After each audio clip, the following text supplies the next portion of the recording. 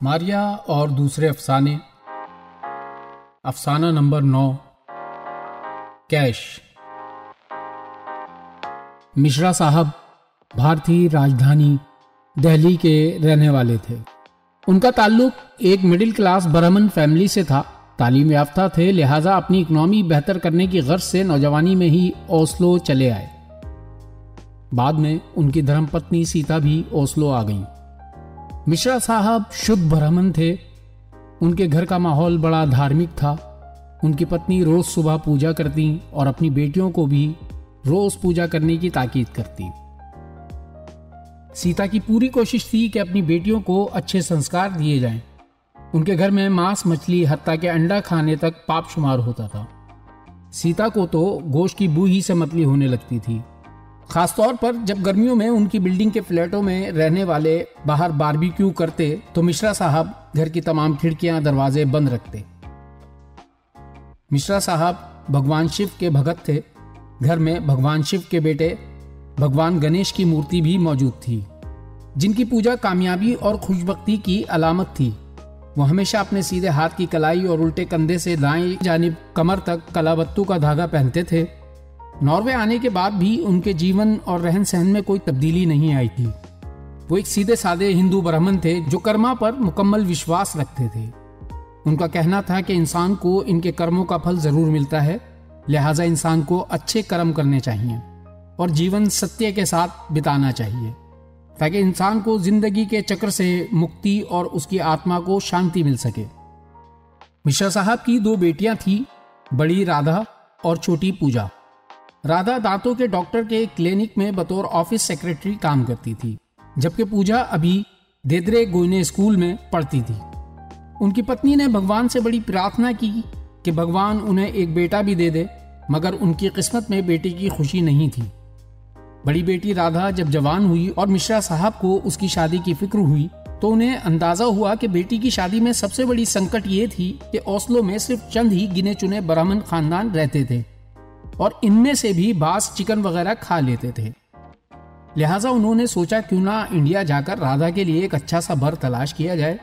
इस मकसद के लिए उन्होंने अपना फ्लैट भी बेच दिया और बैंक से कर्ज लेकर राधा के नाम पर 2 कमरों का एक और फ्लैट खरीद लिया ताकि राधा की शादी के बाद उनके दामाद को वीजा लगने में कोई संकट ना हो। दिल्ली में कयाम के दौरान राधा के कई रिश्ते आए जो मिश्रा साहब को पसंद भी आए, लेकिन या तो जब पंडित साहब ने कुंडली मिलाई तो 18 से भी कम गुण मैच हुए, या लड़के वालों ने ये सोच कर के लड़की नॉर्वे से आई है इतना दहेज मांगा कि मिश्रा साहब की हिम्मत जवाब दे गई। लेकिन जब सुनील शुक्ला के खानदान वाले राधा का रिश्ता लेकर आए तो मिश्रा साहब को सुनील बहुत पसंद आया। सुनील के घर वालों को भी राधा पसंद आ गई। जब मिश्रा साहब ने पंडित जी से कुंडली मिलवाई तो 36 में से पूरे 32 गुण मैच हो गए। शुक्ला परिवार ने दहेज भी ज्यादा नहीं मांगा, सिर्फ 10 लाख इंडियन रुपए, वो भी इसलिए कि सुनील उनका इकलौता बेटा था और उसकी एक छोटी बहन भी थी और बड़ा भाई होने के नाते उसकी शादी की जिम्मेदारी भी सुनील के कंधों पर थी। मिश्रा साहब अपने कल्चर को अच्छी तरह समझते थे और अपनी समाज की परंपरा से बखूबी आगाह थे। मिश्रा साहब ने बड़ी धूमधाम से राधा की सगाई और शादी की और अपने परिवार के साथ वापस ओस्लो आ गए। ओस्लो वापस आने के बाद उन्हें एहसास हुआ कि पुराना मकान बेचकर जो पैसे उन्हें मिले थे वो सब के सब राधा की शादी और दहेज में खर्च हो गए हैं और अब उनके अकाउंट में बिल अदा करने के भी पैसे नहीं हैं। ताहम उन्हें भगवान से आशा थी कि भगवान की कृपा से सब ठीक हो जाएगा। जिस दिन सुनील के वीजा लगने का खत उन्हें मौसूल हुआ, उसी दिन शाम के वक्त जब मिश्रा साहब सुनील के हवाई जहाज का टिकट और दीगर अखराजात का हिसाब लगा रहे थे कि उन्हें दिल का शदीद दौरा पड़ा। पूजा ने फौरन एम्बुलेंस को फोन किया, लेकिन जब तक एम्बुलेंस घर पहुंची मिश्रा साहब का देहांत हो चुका था। उनकी इच्छा थी कि उनकी राख वाराणसी में गंगा मैया में बहाई जाए। मिश्रा साहब के परिवार ने उनकी यह आखिरी इच्छा भी पूरी की। वो उनकी अर्थी की राख को इंडिया ले जाने पर भी काफी पैसे खर्च हुए और पूरा परिवार सुनील के साथ नॉर्वे वापस आ गया। सुनील जब नॉर्वे वापस आया तो सबसे बड़ा मसला जबान का था। उसे अंग्रेजी तो आती थी, लेकिन नॉर्वेजियन जबान न आने की वजह से वो कोई काम नहीं कर सकता था। दिल्ली में सुनील एक बैंक में मुलाजिम था और ओस्लो में, जहां हर फर्द बैंकिंग के लिए इंटरनेट इस्तेमाल करता था, आए दिन बैंक के दफातर बंद हो रहे थे। उसे किसी बैंक में काम मिलने का कोई इम्कान न था। ताहम उसने हिम्मत नहीं हारी और जबान सीखने के लिए कोर्सेज करना शुरू कर दिए। उसे जल्दी एहसास हो गया कि उसके ससुराल वालों की माली हालत अच्छी नहीं है। राधा की आमदनी और उसकी माँ सीता को मिलने वाली पेंशन इतनी ज्यादा नहीं है कि मकान के कर्जे की किस्त और दीगर बिलों की अदायगी के बाद कुछ बच सके, जबकि हर माह सुनील को भी कुछ रकम अपने बूढ़े माँ बाप को हिंदुस्तान भेजनी होती थी। शर्मा साहब के एक दोस्त मदन त्रिपाठी का ओस्लो में एक इंडियन रेस्टोरेंट था। जब सीता ने मदन साहब से सुनील की बेरोजगारी की बात की तो मदन साहब ने सीता भाभी को बताया कि उन्हें अपने रेस्टोरेंट में एक आदमी की तुरंत जरूरत है जो रसोई में उनका हाथ बटा सके और जरूरत पड़ने पर लोगों को खाना भी सर्व कर सके। सीता ने यह सुना तो फौरन सुनील को अपने पास बुलाया, उसे प्यार से समझाया कि बेटा, जब तक तुम्हें कोई दूसरा काम नहीं मिल जाता तो क्यों ना मदन साहब के रेस्टोरेंट में काम कर लो। सुनील जानता था कि सीता इसे बेटों जैसा प्यार करती है और उसका बहुत ख्याल रखती है। वो सीता की बात टाल न सका और उसने मदन साहब के रेस्टोरेंट में काम शुरू कर दिया। इस तरह 2 साल का वक्त गुजर गया। इस दौरान राधा के ऊपर तले 2 बच्चे भी हो गए।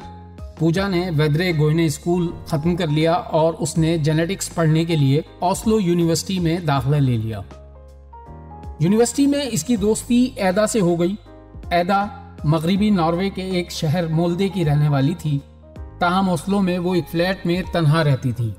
एदा ने उसे पेशकश की कि अगर वो चाहे तो इसके साथ उसके फ्लैट में शिफ्ट हो सकती है, ताहम उसे फ्लैट का किराया शेयर करना होगा। पहले तो पूजा ने सोचा भला वो ये किराया कैसे दे सकेगी, लेकिन जब उसे ये मालूम हुआ कि जो स्टूडेंट्स अपने परिवार के साथ नहीं रहते उन्हें सरकारी स्टूडेंट बैंक से वजीफा और कर्ज मिलने की सहूलत हासिल है, तो उसने उसी वक्त फैसला कर लिया कि वो एदा के फ्लैट में शिफ्ट हो जाएगी। लेकिन मसला उसकी माताजी को समझाने का था। पूजा ने सबसे पहले राधा दीदी से बात की और फिर अपनी माँ को समझाया कि देखो, अगर मैं घर में रहूंगी तो 2 कमरों के इस छोटे से फ्लैट में ना तो मैं जी लगा के पढ़ सकूंगी और ना ही मुझे पैसे मिलेंगे। राधा भी ये बात जानती थी, उसने भी पूजा की हिमायत की। रही सही कसर एदा ने पूरी कर दी। एक शाम वो पूजा के साथ उसके घर आ गई। पूजा की माँ सीता ने जब एदा को देखा तो वो उसे देखती ही रह गई। एदा बहुत हसीन थी, बिल्कुल एक अप्सरा की तरह। एदा से मिलने के बाद सीता के दिल में आने वाले बुरे ख्यालात दूर हो गए और वो शांत हो गई। एदा के फ्लैट में शिफ्ट होने के बाद पूजा ने नोट किया कि एदा अक्सर वीकेंड पर खूब तैयार होकर किसी से मिलने जाती है और जब वापस आती है तो बहुत सारी ब्रांडेड चीजों जैसे पर्स, जूते और कपड़ों के साथ वापस आती है।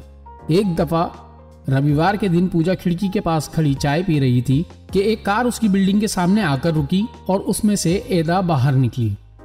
फिर ड्राइवर वाली साइड का दरवाजा खुला तो एक आदमी जिसकी उम्र 60 साल से कम ना होगी बाहर निकला। उसने एदा के होठों पर किस की और वापस गाड़ी में बैठकर चला गया। इस बात को कई हफ्ते गुजर गए। पूजा जानती थी कि नॉर्वे में जोड़े उमूमन हम उम्र होते हैं। फिर क्या वजह है कि एदा जो इतनी खूबसूरत भी है और जवान भी, फिर उसने अपने पिता जैसी उम्र का बॉयफ्रेंड क्यों चुना? एक दिन उसने हिम्मत करके एदा से पूछ ही लिया। एदा, लगता है तुम्हारा बॉयफ्रेंड बहुत अमीर है। बॉयफ्रेंड? एदा ने एक जोरदार कहकहा मारा। क्यों? क्या वो तुम्हारा बॉयफ्रेंड नहीं जो उस दिन तुम्हें छोड़ने घर आया था? क्या तुम पागल हो? वो मेरा बॉयफ्रेंड नहीं है। क्या तुमने कभी शुगर डैडी का नाम नहीं सुना? Sugar daddy? वो क्या होता है? पूजा ने हैरत से पूछा। गूगल कर लो, सब पता चल जाएगा, वरना मैं खुद बता देती हूँ। अरे मेरी भोली दोस्त, अगर उस बूढ़े कुसट के पास पैसे ना होते तो क्या मैं उसे मुंह लगाती? ये और उस जैसे दूसरे अमीर बूढ़े अक्सर मुझे 5 स्टार होटलों और पार्टियों में ले जाते हैं।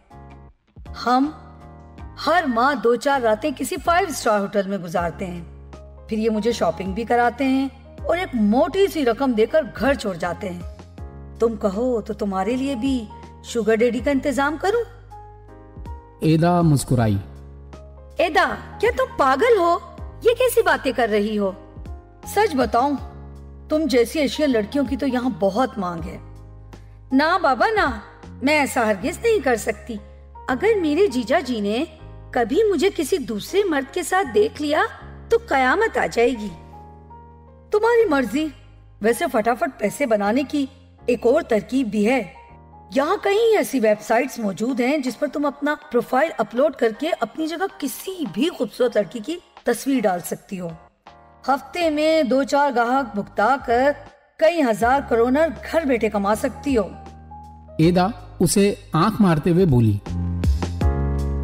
दोपहर का वक्त था जब पूजा के मोबाइल फोन पर अंग्रेजी में एक नामालूम मैसेज आया। Can I visit you today? Pooja ने जवाब दिया, या बेबी, व्हाई नॉट। थोड़ी देर बाद उसे मैसेज वापस आया, व्हाट इज योर एड्रेस? पूजा ने उसे अपना एड्रेस भेजा और लिखा, सी यू सून हनी। आधे घंटे बाद जब पूजा के फ्लैट की घंटी बजी तो वो बाथरूम में थी। उसने एदा से कहा कि मेहमान को उसके कमरे में बिठा दे, वो बस अभी आती है। एदा ने ऐसा ही किया। उसने डोरबेल दबाकर मेन गेट खोल दिया। आने वाला मर्द ऊपर आ गया। एदा ने फ्लैट का दरवाजा खोला और उसे पूजा के कमरे में जाने को कहा।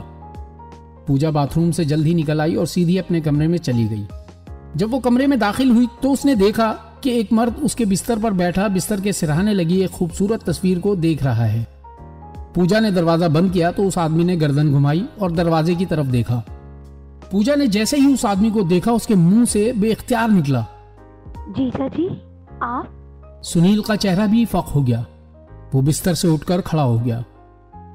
एक लम्हे के लिए पूजा की समझ में कुछ ना आया कि वो क्या करे।